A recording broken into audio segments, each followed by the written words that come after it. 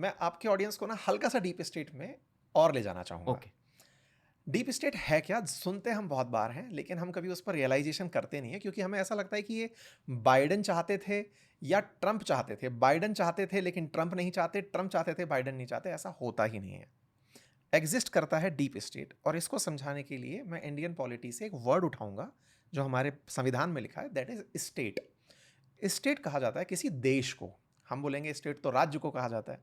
जब संविधान लिखा जाता है तो स्टेट संबोधित किया जाता है देश के लिए कि ये एक स्टेट है। डीप स्टेट क्या है? उस स्टेट के अंदर भी एक देश चल रहा है जो उस देश की कोर है। अगर हमारा ये शरीर है तो उसकी एक आत्मा है जो ये तय करती है कि ये किस दिशा में आगे बढ़ेगा। अमेरिका में सरकारें क्या करेंगी ये तय होता है वहाँ बैठे हुए उन विचारकों की वजह से, या इंटेलिजेंस के उन बहुत बड़े थॉटफुल लोगों से, या बहुत बड़े बिजनेसमैन से, कि हमें देश को किस दिशा में लेके जाना है। उनके लिए 4 साल में प्रेसिडेंट का बदलना मायने नहीं रखता। वो चल रहे हैं बिल्कुल अलादीन टाइप का सॉफ्टवेयर लेकर के कि हमें इतना दूर का सोचना है कि अमेरिका को 100 साल तक अगर रिलेवेंट रहना है, लीड करना है, तो हमें किन किन पॉलिसी में अभी से दखल देके चलना होगा। आप शायद जानते हो, जियो ब्लैक रॉक में जब हम ब्लैक रॉक की बात करते हैं तो उनके पास अलादीन नाम का एक सुपर कंप्यूटर है जो ट्रेंड्स देखता है। एग्जैक्टली वो डीप स्टेट है जो अमेरिका को 100 साल आगे देखता है, और वो उसके लिए अभी से चीजें रखता है। तो मैं वापस आ गया लास्ट लाइन पे।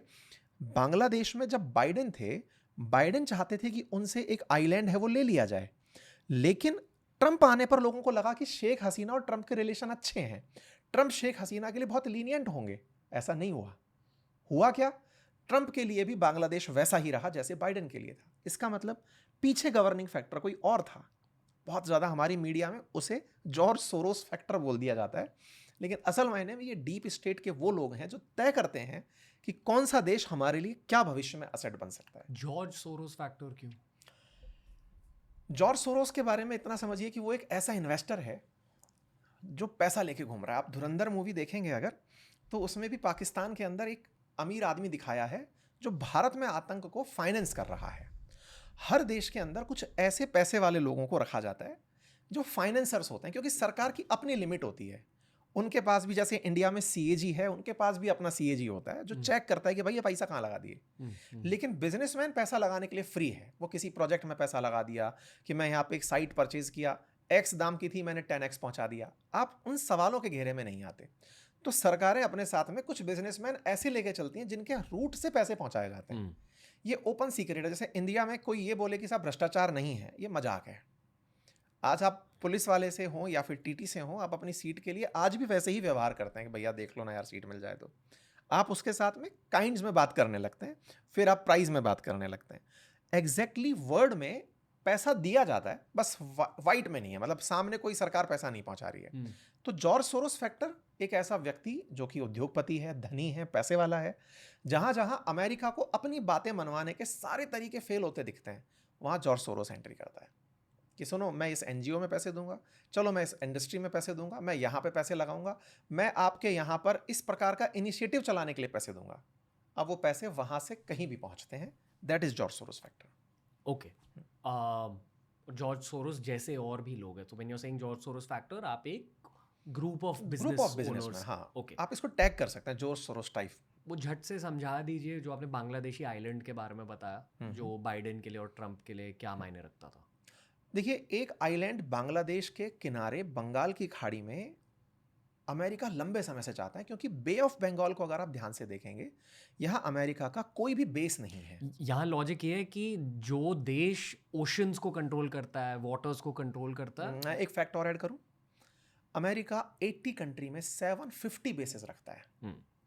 अगर 80 कंट्रीज में 750 बेसेस हैं और वो वर्ल्ड पर अपनी पकड़ बनाने के लिए, मैं और एक स्टेप अंदर जाता हूं, हार्ड पावर और सॉफ्ट पावर में जो देश किसी देश को फोर्स के दम पर कंट्रोल कर सके, दैट इज हार्ड पावर, और जो कल्चर के दम पर कर सके वो सॉफ्ट पावर। अमेरिका फोर्स के दम पे, पैसे के दम पे वर्ल्ड को कंट्रोल करता है, और वो सबको साफ दिखता है, या तो मेरी बात मान लो नहीं तो टैरिफ लगा दूंगा, बात मान लो नहीं तो फोर्सेस भेज दूंगा। ऐसे स्थिति में बंगाल की खाड़ी, बे ऑफ बंगाल, जहां पे बांग्लादेश एक तरफ है, म्यांमार एक तरफ है, बड़ा हिस्सा इंडिया का है, इस एरिया में अमेरिका है ही नहीं। तो उसे यहाँ पर एक आइलैंड चाहिए था जो कि बांग्लादेश के बिल्कुल दक्षिण में ही है। उस आइलैंड का नाम सेंट मार्टिन है। उस सेंट मार्टिन आइलैंड को इन्होंने मांगा कि हमें ये आइलैंड दे दो, इससे हम बहुत कुछ कर जाएंगे। हम इंडिया के नॉर्थ ईस्ट पर कंट्रोल कर लेंगे, म्यांमार पर कंट्रोल कर लेंगे। जैसा मैंने कहा, इंडिया उनका मित्र है, लेकिन वो कैलकुलेशन, परम्यूटेशन, कॉम्बिनेशन में 100 साल आगे लेके चल रहे हैं कि एक दिन जब ये दूसरी पावर बनेगा, वर्ल्ड के अंदर इकोनॉमी में इतनी बड़ी पावर बन जाएगा कि ये हमें टक्कर देगा। चाइना भी कभी सोचा थोड़ी होगा अमेरिकियों ने। अमेरिका तो दिख रहा, अमेरिका को भारत दिख रहा है ना कि वापस आता जा रहा है ये। तो उस प्रोजेक्शन में कि हमें अभी से अपना बेस वहां बनाना पड़ेगा, डाउन द लाइन 50 साल बाद जब इंडिया हमारे लिए एक दिक्कत बनेगा, एक आइलैंड यहां होना चाहिए और उस आइलैंड पर हम अपना बेस तब तक डेवलप करते चलेंगे। ये कहानी है। टू सिंप्लीफाई ना, मैं ऑडियंस से ये बोलूंगा कि स्पेस में जाके अर्थ को देखो। हम सब इसी अर्थ पे हैं, इसी लैंड को, इसी पानी को कंट्रोल करना है हर देश को। यही गेम ऑफ जियोपॉलिटिक्स है। Because the more land and water you control, the more resources you control and the more military hard power you can control. एक मिलिट्री मैप बन जाती है पूरे ग्लोब। क्योंकि सामने आपने टीचर बिठाया तो वो एक लाइन और ऐड करेगा, वो स्पेस को भी कंट्रोल करने निकल पड़े हैं, और आउटर स्पेस को भी, जहां पर सेलेस्टियल बॉडी में आप अदर ऑर्बिट्स में भी एंट्री कर रहे हैं, आप मार्स तक जाने की बात कर रहे हैं। इसका मतलब केवल चीजें अब इन दो तक नहीं रह गई हैं, अर्थ और पानी, ये तो अर्थ के ऊपर है। और ये एक रूट कॉज है हाँ, for all these geopolitical decisions, like create chaos in Bangladesh, create chaos in Northeast वगैरह। पावर है ना, वो एब्सोल्यूट कभी होती नहीं है, वो जब जहां तक पहुंचती है उससे आगे की चाहिए होती है। क्योंकि अगर आगे के बारे में नहीं सोचा तो प्रेजेंट पास्ट बन जाता है। You need to keep running on the treadmill. तो बस अब स्पेस फोर्स का गठन होना, अमेरिका के द्वारा वॉर ऑफ, मतलब अपने डिफेंस मिनिस्ट्री को मिनिस्ट्री ऑफ वॉर बोलना, ये दिखाता है कि ये लोग अब नेक्स्ट लेवल पर जाना चाहते हैं। ओके, अजीत डोभाल जैसे लोग, डॉक्टर जयशंकर जैसे लोग ये सब जानते हैं, this is in the veins, समझते पूरे गेम को। अभी वो ये भी समझते हैं कि बांग्लादेश में chaos creation very likely deep state की वजह से हुआ है।